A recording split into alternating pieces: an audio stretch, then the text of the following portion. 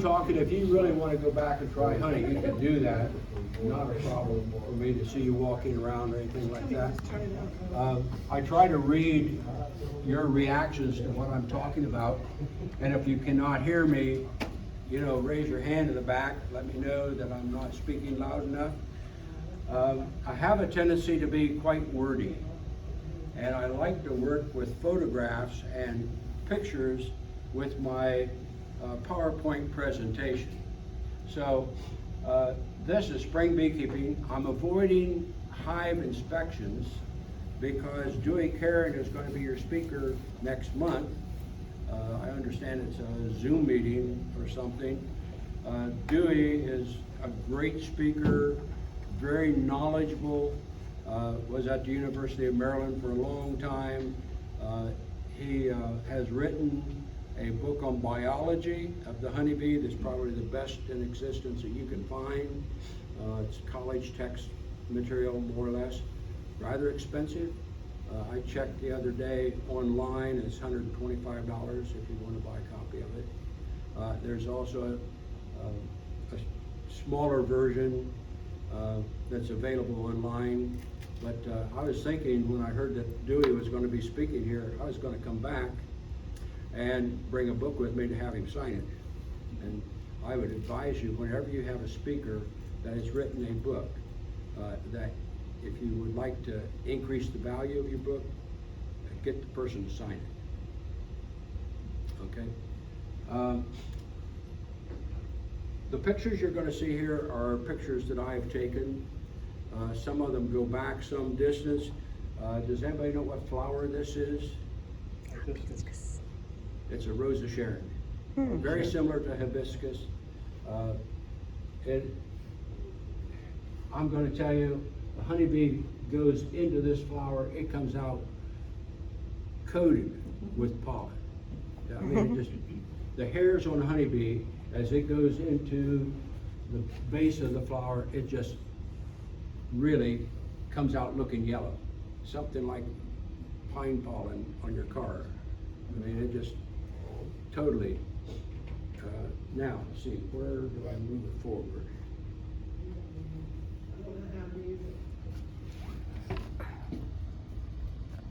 I may have a little learning curve here with this, but we'll try to figure it out.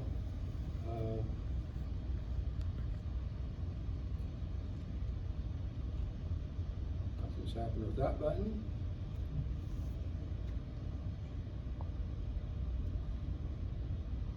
Found the pointer, I think.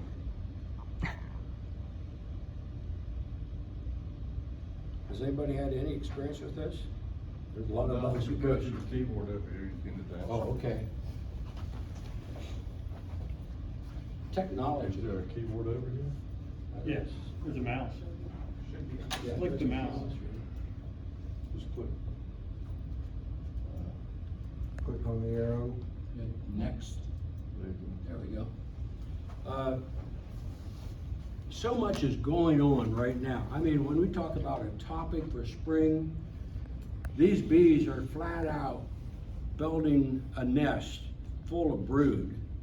And I kind of think of this congestion that's going on in the hive. We should probably be adding some supers if you have a really strong hive. Bees are bringing in honey. And I was at the beekeepers meeting in 5 county beekeepers in Zebulon Tuesday night, and one person reported that they had one of these hive scales. I saw an individual here with one, but they were picking up as much as 10 pounds of honey over just a couple days. And it's kind of interesting to look at these hive scales because you can sit in your living room, pick up your cell phone, and just see what's happening in your hive.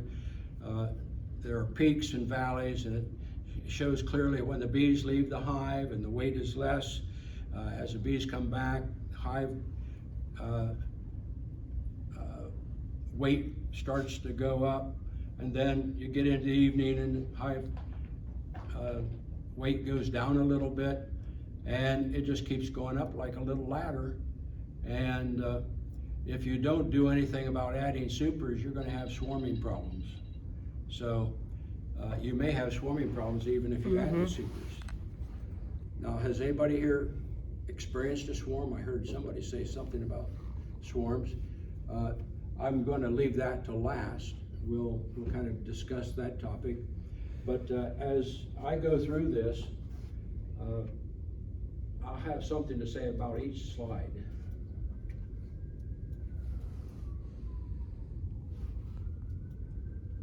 Okay, the bees are working hard. What about you? I was just in the morning yesterday, I walked out into my bee yard and I had a hive that had a little clump of bees hanging around the entrance. I mean, it was like 40, little less than 40 degrees. And there were a whole pile of bees on the landing board squeezing out of the hive. I took off the top cover. The inner cover was covered with bees on the inside. So what did I do? I mean, I'm looking at a hive that I looked at a week ago that I thought had enough room. And so I very quickly made a split.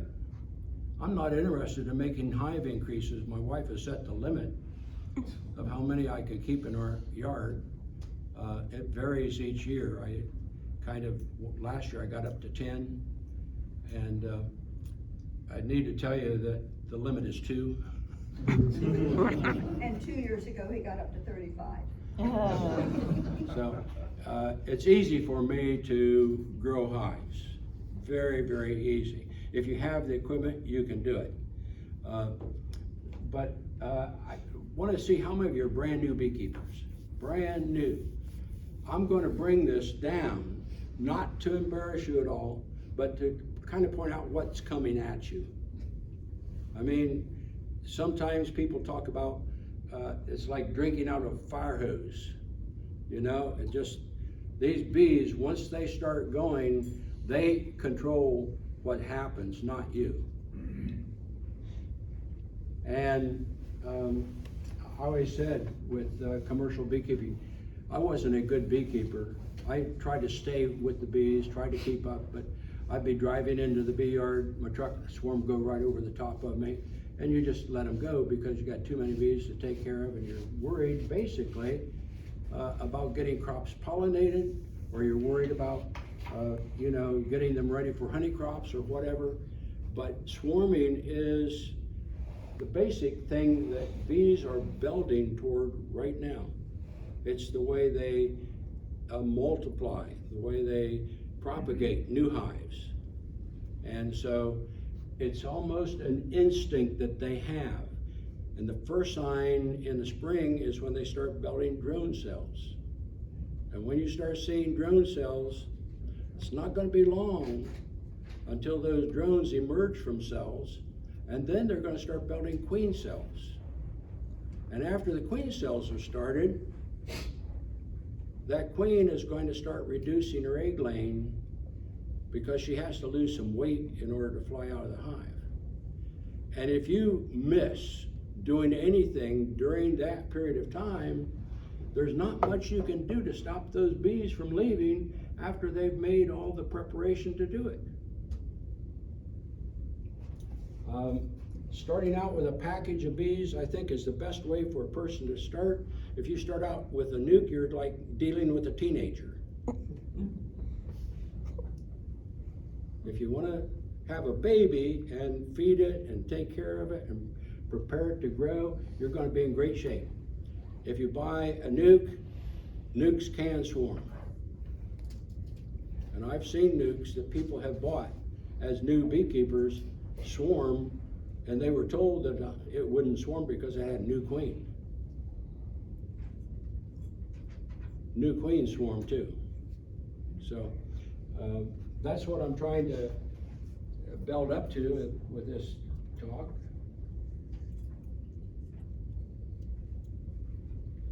Okay? Decisions have to be made. Beekeepers are always dealing with crises, and they have to prepare some kind of a plan. And this plan is really determined by the bees and the season of the year. And here's a beekeeper that I mentored a number of years ago. He built a nice hive stand for his bees. He put his bees out. One hive is doing very well because you can see activity at the front of the hive. This hive's got a few bees, real poor activity. You can tell something's wrong by just looking at the hives. For me, I call it a red flag when I see a hive that has very little activity at the front of the hive. I've had people say to me, well, Dana, I saw the bees flying in and out, but they're gone now. That was 2 weeks ago. I saw bees flying in and out and everything looked okay. Did you open it up? Did you examine the hive? They said, well, the bees were coming and going. What I thought was happening is probably bees were robbing the hive, because they said they were feeding it and there was bees in the hive and they were thinking everything was fine. But just because bees were coming and going didn't mean that the hive itself was, functioning the way it should function. And so when you come up with a hive that is doing very well and one that's not doing very well, we recommend to new beekeepers basically start with 2 hives. Because if one is failing, you can take resources from the one that's doing well and help the hive that's doing poorly.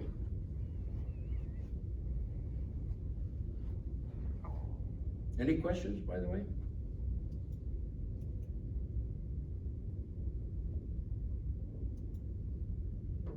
Okay, weak hives. One person has a weak hive.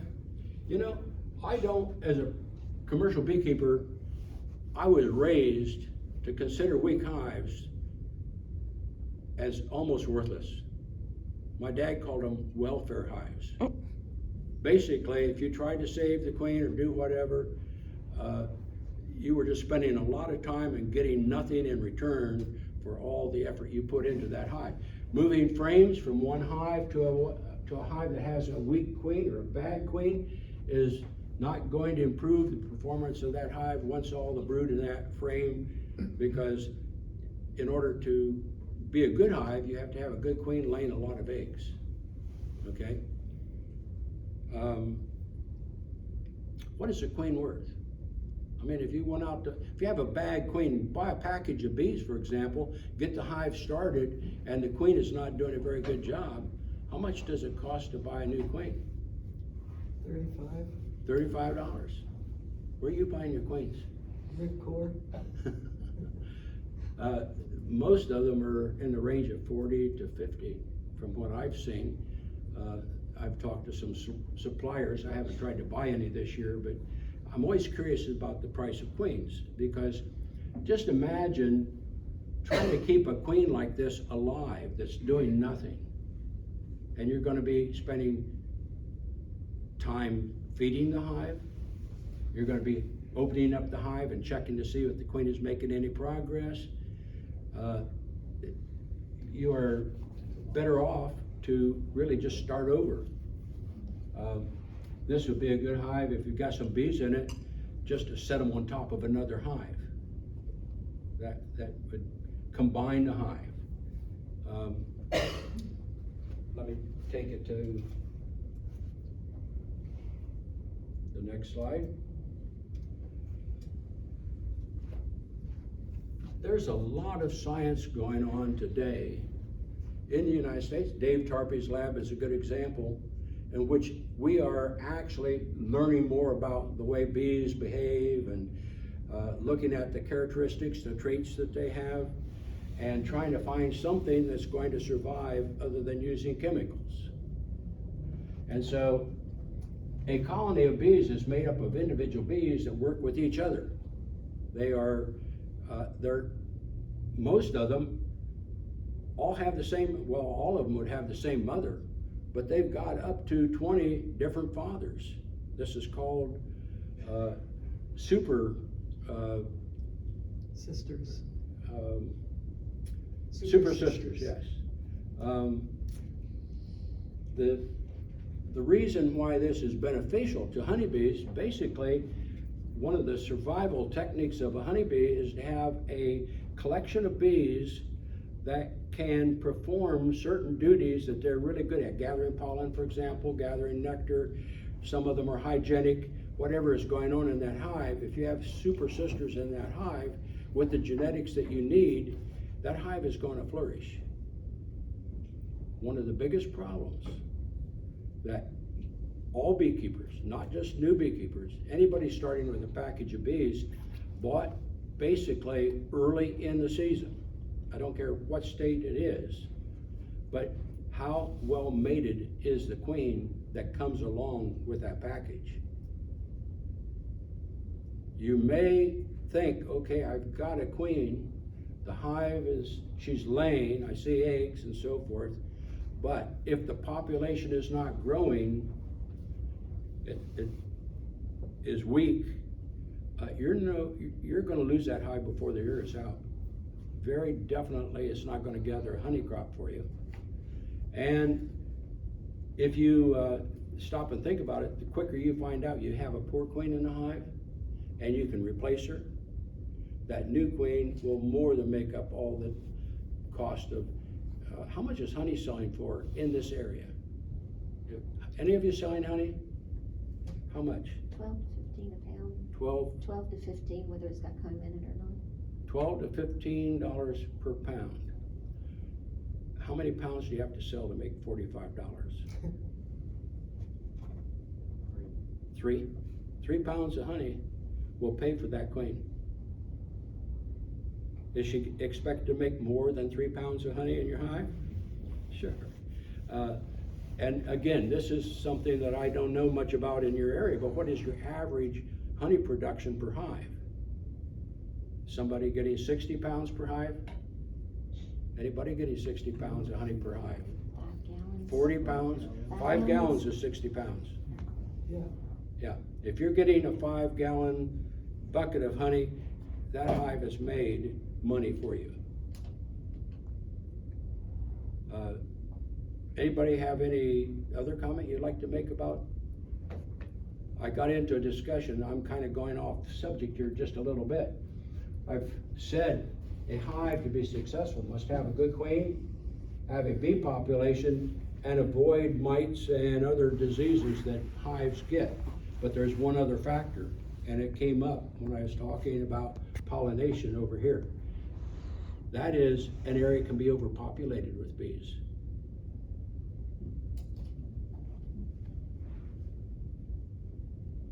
I live in an area called Coachman Trail in Raleigh. It's all pine trees. We have beautiful flowering almonds and pears and all kinds of, bushes and things, camellia in bloom, wonderful to drive through. But after the tulip poplar has finished blooming, we have nothing. It just stops. And I heard some of you talking about you live near where they're producing watermelons. They are maybe growing cotton. So your season is extended somewhat. But a lot of the success of a colony depends where it's located.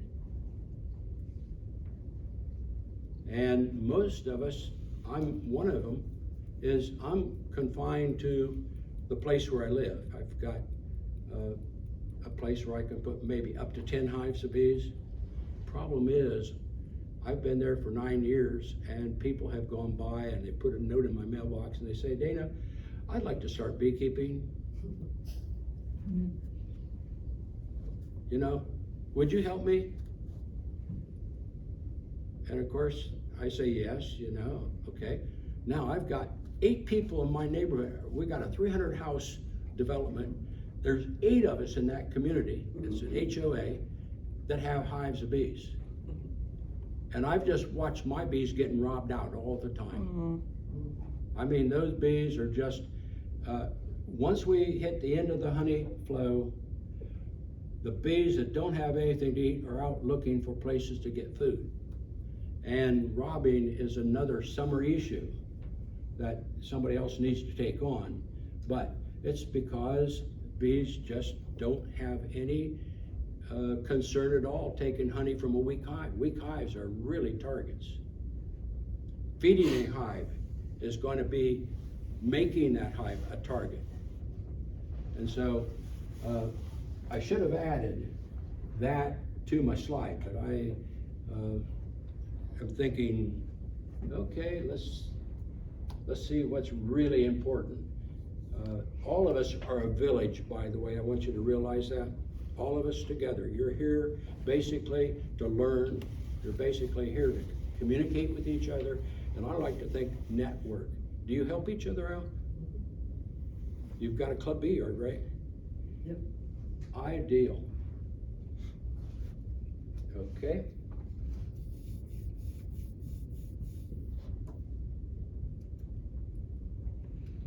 This goes back to making splits. When I was in the beekeeping business, I didn't make splits like this. This is making really 2 hives out of 1. If you're doing it this way and you only have 2 hives, you're limited to what you can do. Do you have any idea what a person with 9 hives can do as far as making splits? How many of you have 9 hives of bees? 1, 2.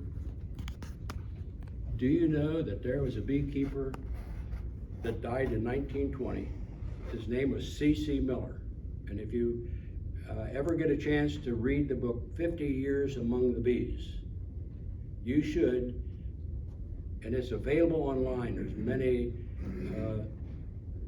editions that, it's been copied, let me put it that way, and still in print. Not expensive, probably less than $15. But C.C. Miller explains how to raise queens without grafting. He explains how to make increases, like he personally took 9 hives of bees, which he decided these 9 hives of bees are going to be hives used to make increases. Not going to use all my other bees. Those bees out there that he's going to use for honey production. He's just going to take these 9 hives and he's going to build more hives out of those 9 hives. So every 9 days, C.C. Miller would go to each hive, those 9 hives, take a frame. Not anymore. He didn't want to cause the hive to be weak. He took just 1 frame, and in 9 days, it put it into a box along with frames from the other 8 hives. And he would have a hive that had 9 frames of bees. Now, that's almost a double nuke. He would put a queen excluder on top of that and allow those bees to raise. He had 1 hive in that yard that was his mother queen. And he would then raise queens from just her. In other words, how many queen cells have you seen from these hives that have swarms developing? I mean, you're going to have so many queen cells, you don't know what to do with them. And so what he did is he let each hive raise a queen from this good queen hive, and every 9 days he added 1 hive to his apiary. Every 9 days. And put a queen excluder on them and put them out in the field, every increase he made, and put a honey super on it. Because bees that don't have nurse bees to feed larvae, greater population of foraging bees that went out and went to work. That's what you can do with queen biology, bee biology, if you have the resources. And he grew those 9 hives into 56 hives. I don't know anybody. I'm retired. I don't want any more hives. I can go and play with hives if I want to go play with hives. I've got people I mentor, things like that. And it's always fun to go out and see what other people are having problems with and that sort of thing. But quite frankly, if you want to make bees and grow bees, don't go in debt. It's very important that you not go in debt. Build your own boxes if you have to. Buy your frames. You can use starter strips to get the bees to build comb, but wire your frames if you do that. Bees have a crazy idea about how frames and comb should be built. And if you violate the Langstroth bee space rule, you'll be dealing with a lot of problems.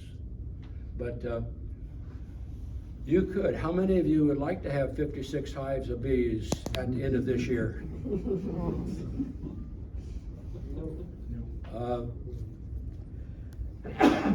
Several things could happen. Number one, your spouse will start giving you all kinds of problems. Number